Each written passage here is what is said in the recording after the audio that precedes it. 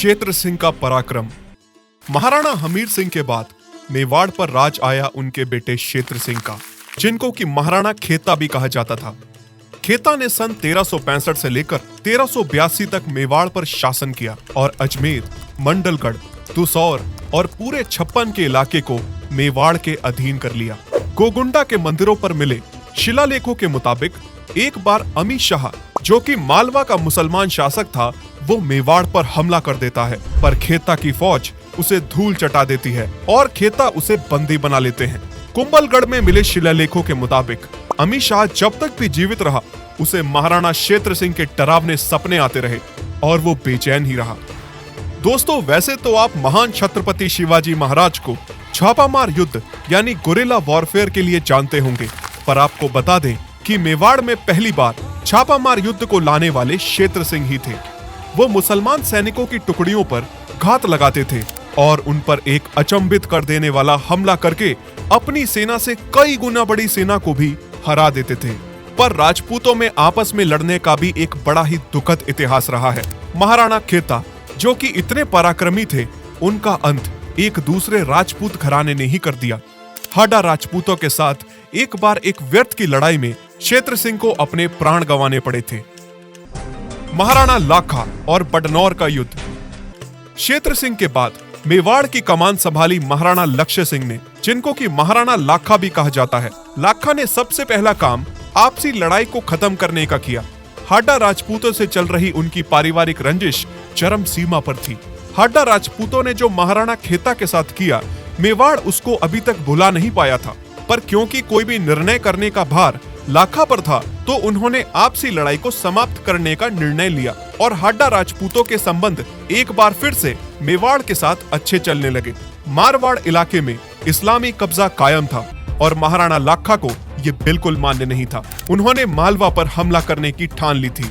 सबसे पहले लाखा ने बेरतगढ़ पर हमला किया और उसका नाम बदलकर बडनौर कर दिया। श्यामलाल दास की पुस्तक वीर विनोद के वॉल्यूम 1 पेज नंबर 305 पर बडनौर में हुए महाराणा लाखा और गियासुद्दीन तुगलक के बीच युद्ध का वर्णन मिलता है। दरअसल तुगलक गया, काशी और प्रयागराज जाने वाले तीर्थ यात्रियों से कर वसूलता था और जो कर नहीं देता था उसे मार डालता था। लाखा ने तुगलक से युद्ध किया और उसे हरा दिया। हारने के बाद तुगलक से भारी शुल्क वसूला गया और उससे अपने आदमियों को काशी, प्रयागराज और गया से हटाने के लिए कहा गया।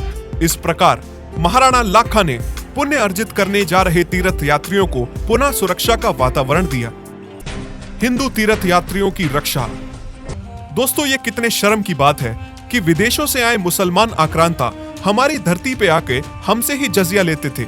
ये हिंदू समाज की सुरक्षा के प्रति एक नीरस भाव को भी दर्शाता है। हम विधर्मी मलेच्छों की भी अधीनता स्वीकार कर लेते हैं केवल इसलिए क्योंकि हमें सत्ता की लालसा नहीं रहती।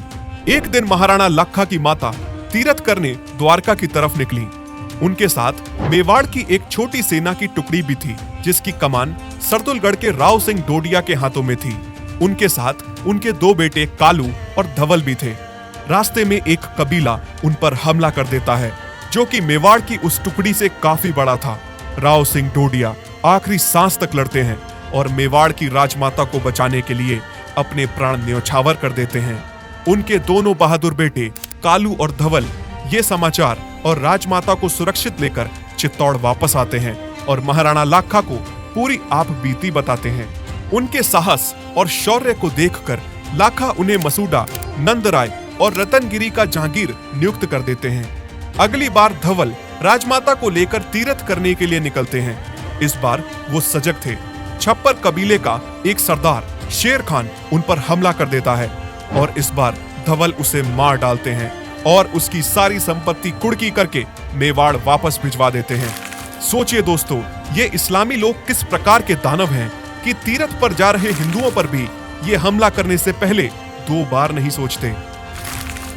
चांदी और सीसे की खोज।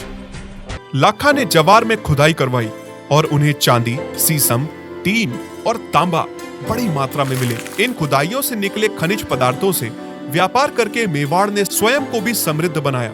बुढ़ापे में लाखा ने स्वेच्छा से अपना राजपाट छोड़ दिया और अपना शेष जीवन इस्लामियों से तीर्थ यात्रियों की सुरक्षा में अर्पित कर दिया। यह सिर्फ हिंदुओं में ही हो सकता था कि एक राजा अपनी इच्छा से अपना राजपाट छोड़ दे और साधारण सैनिक का जीवन बिताए। केवल सनातन धर्म में ही राजधर्म का उचित विवरण आपको मनुस्मृति में मिलता है। लाखा पूर्वी भारत में गए और बूढ़े होने पर भी इस्लामियों से तीर्थ यात्रियों की मुक्ति के लिए लड़ाई करते रहे। एक ऐसे ही युद्ध में उन्हें वीरगति प्राप्त हुई और अंत हुआ एक और महाराणा का, जिन्होंने अपना जीवन ईश्वर से उनके भक्तों को मिलाने में लगा दिया। इस सीरीज के अगले एपिसोड में हम बताएंगे आपको एक ऐसे महाराणा के बारे में जिन्होंने ग्रेट वॉल ऑफ चाइना के बाद भारत में दूसरी सबसे लंबी दीवार का निर्माण किया, जिनका जन्म भी अद्भुत था, जीवन शौर्य और वीरता से भरा हुआ था और शायद मृत्यु को भी उन्हें पीठ पीछे वार करके ही प्राप्त करना पड़ा। तो जुड़े रहिए करम क्लिप्स के साथ और चैनल को सब्सक्राइब अवश्य कीजिएगा। हर हर महादेव।